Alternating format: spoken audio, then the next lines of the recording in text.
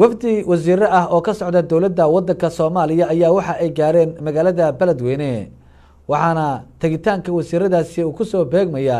xilli maalnimadii shalay shakhsi ismiidaamiyay oo markaasi qarax kula eegtay meel maqaayada u dhow xarunta gobolka Hiiraan dad iyo waliba ciidamo ka tirsan kuwa midowga Afrika wariyaha Soomaali Channel Cismaan Aadan Carays ayaa warkan ka soo diray magaalada Beledweyne wasiiradani soo gaaray magaalada Beledweyne xarunta gobolka Hiiraan ayaa waxay kala hayeen wasiirka gaashaandhigga dawladda federaalka Soomaaliya iyo wasiirka kheyraadka sidii waxa halka ugu soo dhaweeyay mas'uuliyiin ka tirsan maamulka gobolka Hiiraan iyo kan degmadaba markay soo gaareen gudaha magaalada Beledweyne ayay ka warbixiyeen ujeedada u yimaadeen magaalada ay ku macneeyeen inay la qaybsanayaan bulshada ku dhaqan gobolka Hiiraan xanuunkii maalintii shalay to ka dhacay gudaha magaalada taasoo ay ugu tacsiyeen qoyskii eheladooda ay ku geeriyoodeen iyagoo alla ugu baryay kuwa dhaawacyo ka soo gaaraan inay bogsadaan waa kuwan qaar ka tirsan wasiiradii oo ka hadlaya amuurtani waxa kaliya socdo waxa waa in dhibkii dhacay falkii dhacay in ka tacsiyeen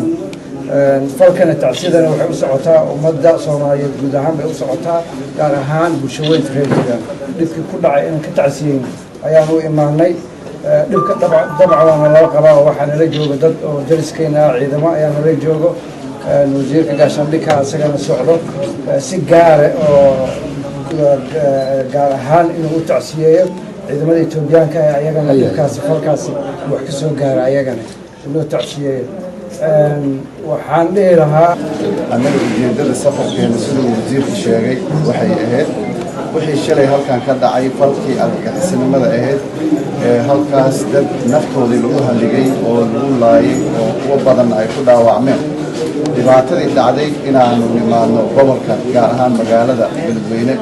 oo aan la sheergarayno aanu la wadaagno shacbiga iyo maamulka iyo ciidamada halkan ka howlgala oo dhan inaanu la wadaagno wixii shalay dhacay oo aanu uga tacsiyeyno intii dhimatayna Allah u naxariisto janna Allah siiyo kuwii dhaawacana Allah bogsiiyo falkii shalay halkan ka dhacay sidaad markhaati ka tihiin runtii wuxuu muujinayaa fuliynimada iyo waxashnimada nimanka argagixisada ah ee khawaarijta ah ee al-shabaab ay la beegsadaan meelaha oo maaragtay aan ciidan iyo ahayn laakiin ay tahay meel goob ciidan goob oo ganacsi goob maaragtay maqaayad iyo hadday dukaan noqon lahayd iyo iskuul hadday noqon lahayd iyo meel isbitaal hadday noqon lahayd inaanay u kala socneen maaragtay target military iyo target shacbi oo runtii dowladnimada iyo wanaagga iyo horumarka diyaar u ah oo garab taagan ciidamada iyo maamulka intaba oo runtii nimankan markaad fiirisaan markay nolol intaas horumar ah la gaaray magaalada Beledweyne iyo gobolka waxay la dagaalamayaan horumarkaas iftiinkaas iyo rajadaas dadkaas ay heleen bay rabaan inay la dagaalamaan laakiin waxa xaqiiqo ah inay ku feelgaroobayaan sidoo kale halkaasi waxa ka hadlay mas'uuliyiinta maamulka gobolka Hiiraan oo iyagana aad ugu soo dhaweeyay wasiirka gaashaandhigga dawladda federaalka Soomaaliya wasiirka kheyraadka magaalada Beledweyne xarunta gobolka Hiiraan in sharito markay shantii oo dhiman 15 daqiiqo ama ku toban 15 daqiiqo dhiman in isqarxiyay in naftuura isku qarxiyay taarna gobolka afkiisa hore oo dad shacab ay ku ganacsadeen iyadoo halkaas ay ku dhinteen dad ilaa 16 qof xaladii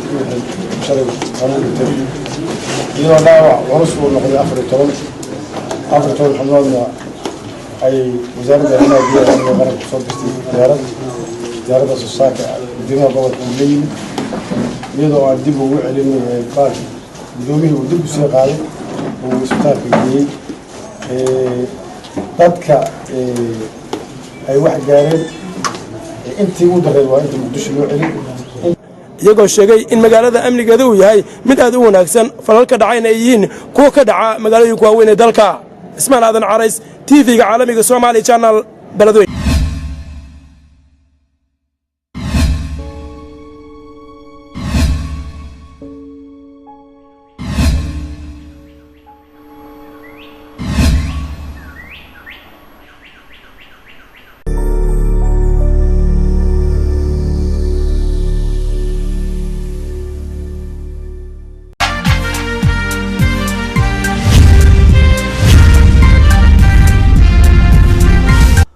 wafdi wasiiro ah oo ka socda dowladda wadanka Soomaaliya ayaa waxa ay gaareen magaalada Beledweyne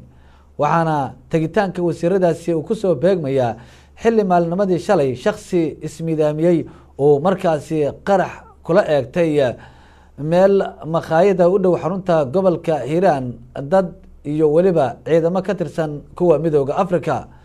wariyaha Soomaali Channel Cismaan Aadan Carays ayaa warkan ka soo diray magaalada Beledweyne. wasiiradani soo gaaray magaalada Beledweyne xarunta gobolka Hiiraan ayaa waxay kala hayeen wasiirka gaashaandhigga dowladda federaalka Soomaaliya iyo wasiirka kheyraadka. Sidiir waxaa halka ugu soo dhaweeyay mas'uuliyiin ka tirsan maamulka gobolka Hiiraan iyo kan degmadaba. markay soo gaareen gudaha magaalada Beledweyne ayay ka warbixiyeen ujeedada u yimaadeen magaalada ay ku macneeyeen inay la qaybsanayaan bulshada ku dhaqan gobolka Hiiraan xanuunkii maalintii shalay ka dhacay gudaha magaalada taasoo ay ugu tacsiyeen qoyskii eheladooda ay ku geeriyoodeen iyagoo alla ugu baryay kuwa dhaawacay ka soo gaaraan inay bogsadaan waa kuwan qaar ka tirsan wasiiradii oo ka hadlaya amuurtani.